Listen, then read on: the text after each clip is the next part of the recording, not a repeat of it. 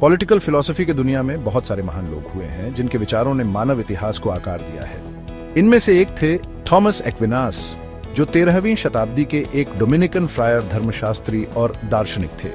न्याय, कानून और शासन की प्रकृति के बारे में एक्विनास की गहरी समझ उनकी मृत्यु के सदियों बाद भी मान्य है।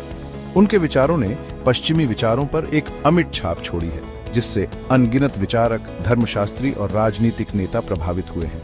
एक्विनास का राजनीतिक दर्शन उनके धार्मिक विश्वासों में गहराई से निहित है।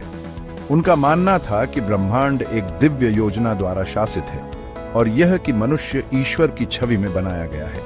एक दैवीय रूप से नियुक्त व्यवस्था में इस विश्वास ने न्याय, कानून और सरकार के उद्देश्य के बारे में उनकी समझ को गहराई से आकार दिया। इस निबंध में हम एक्विनास के राजनीतिक विचारों की पेचीदगियों में उतरेंगे, उनके ऐतिहासिक संदर्भ, मुख्य सिद्धांतों और स्थायी प्रासंगिकता की खोज करेंगे। हम प्राकृतिक कानून की उनकी अवधारणा, न्याय की उनकी समझ और सरकार के सर्वोत्तम रूप पर उनके विचारों की जांच करेंगे।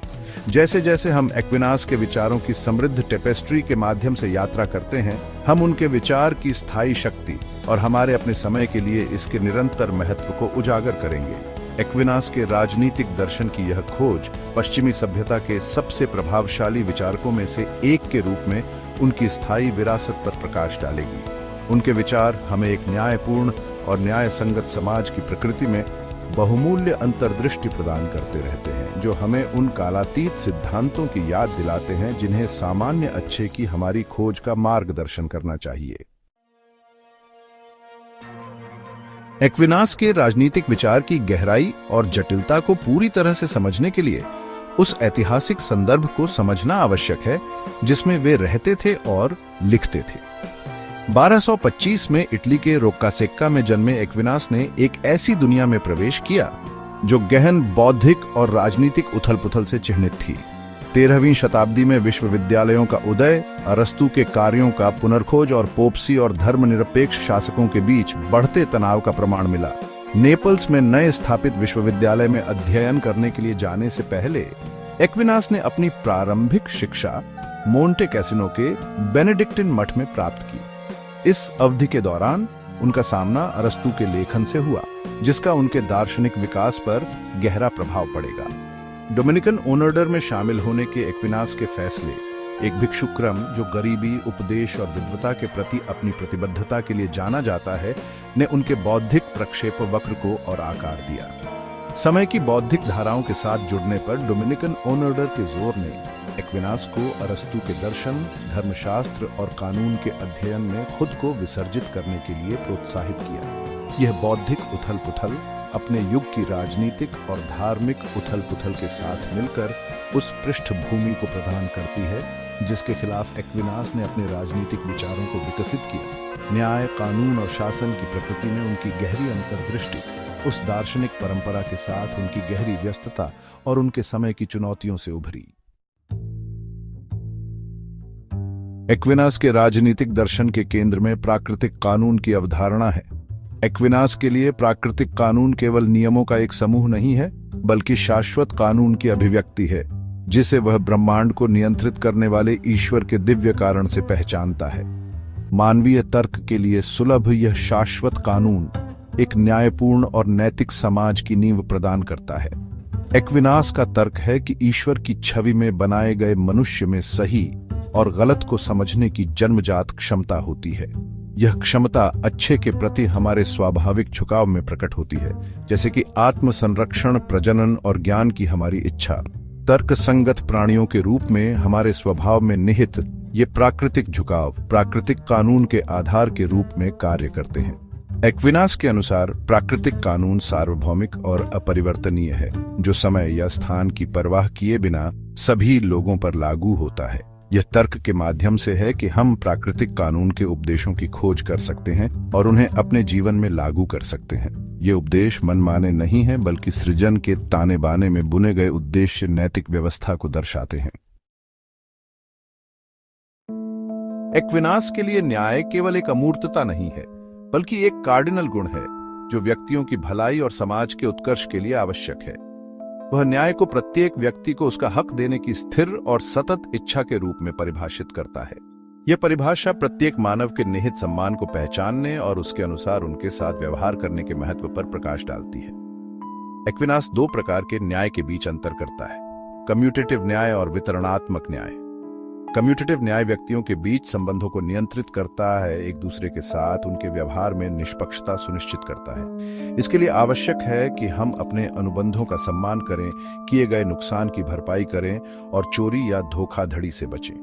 दूसरी ओर वितरणात्मक न्याय समुदाय और उसके सदस्यों के बीच संबंधों से संबंधित है। इसके लिए आवश्यक है कि सामान्य भलाई को उचित रूप से वितरित किया जाए, प्रत्येक व्यक्ति की आवश्यकताओं और योगदान को ध्यान में रखते हुए।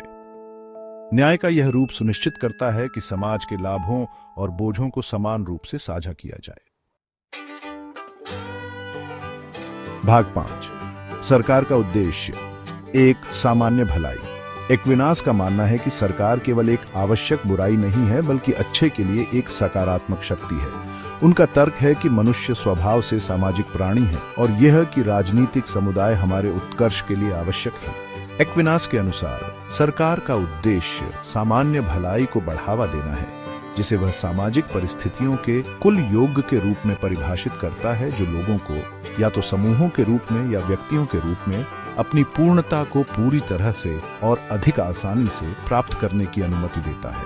एक्विनास के अनुसार एक न्यायपूर्ण सरकार को कानून के शासन को कायम रखना चाहिए, अपने नागरिकों के अधिकारों की रक्षा करनी चाहिए और उनकी बुनियादी जरूरतों को पूरा करना चाहिए। इसमें शांति और व्यवस्था सुनिश्चित करना, शिक्षा और सदाचार को बढ़ावा देना और आर्थिक समृद्धि को बढ़ावा देना शामिल है। हालांकि एक्विनास इस बात पर जोर देते हैं कि सामान्य भलाई की खोज को हमेशा मानव व्यक्ति की गरिमा के लिए न्याय और सम्मान के सिद्धांतों द्वारा निर्देशित किया जाना चाहिए। सरकार की यह जिम्मेदारी है कि वह ऐसी परिस्थितियां पैदा करे जो व्यक्तियों को फलने फूलने और अपनी पूरी क्षमता तक पहुंचने दे।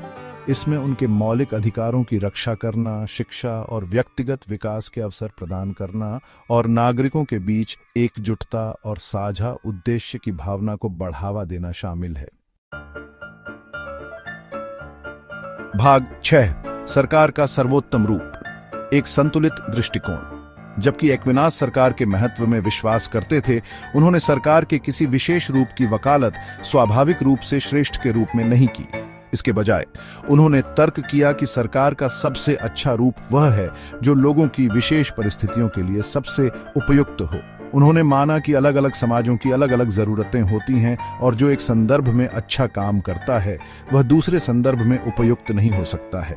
हालांकि एक्विनास ने राजशाही, अभिजात वर्ग और लोकतंत्र के तत्वों के संयोजन मिश्रित संविधान के लिए प्राथमिकता व्यक्त की। उनका मानना था कि ऐसी प्रणाली सत्ता का संतुलन प्रदान करेगी, किसी भी एक समूह को बहुत अधिक प्रभावी बनने से रोकेगी।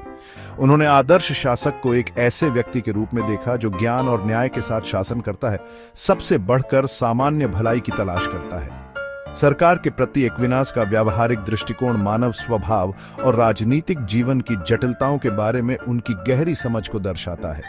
उन्होंने माना कि सरकार का कोई भी एक रूप पूर्ण नहीं है और एक न्यायपूर्ण और न्याय संगत समाज प्राप्त करने का सबसे अच्छा तरीका राजनीतिक संस्थानों को लोगों की विशिष्ट आवश्यकताओं और परिस्थितियों के अनुकूल बनाना है। भाग 7, अरस्तु का प्रभाव, दिमागों का मिलन। एक्विनास का राजनीतिक दर्शन अरस्तु के विचारों का बहुत ऋणी है, जिनके कार्यों का उन्होंने बड़े पैमाने पर अध्ययन किया। अरस्तु की पोलिस की अवधारणा, एक स्वशासित समुदाय जिसका उद्देश्य अच्छे जीवन के लिए है, एक्विनास की राजनीतिक जीवन के उद्देश्य की अपनी समझ के साथ गहराई से प्रतिध्वनित होती है। एक्विनास ने व्यक्तिगत और राजनीतिक जीवन दोनों में सदाचार के महत्व पर अरस्तु के जोर को अपनाया। उनका मानना था कि एक न्यायपूर्ण और समृद्ध समाज के लिए गुणी नागरिकों की आवश्यकता होती है जो सामान्य भलाई के लिए प्रतिबद्ध हों। उन्होंने मिश्रित संविधान के महत्व और कानून के शासन के बारे में अरस्तु के विचारों से भी आकर्षित किया। हालांकि अरस्तु के साथ एक्विनास की व्यस्तता आलोचनात्मक नहीं थी। उन्होंने अरस्तु के विचारों को अपने स्वयं के धार्मिक ढांचे के भीतर फिट करने के लिए अनुकूलित किया, दैवीय कानून की भूमिका और समाज को उसके अंतिम छोर की ओर निर्देशित करने में चर्च के महत्व पर जोर दिया। फिर भी एक्विनास के राजनीतिक विचार पर अरस्तु का प्रभाव निर्विवाद है।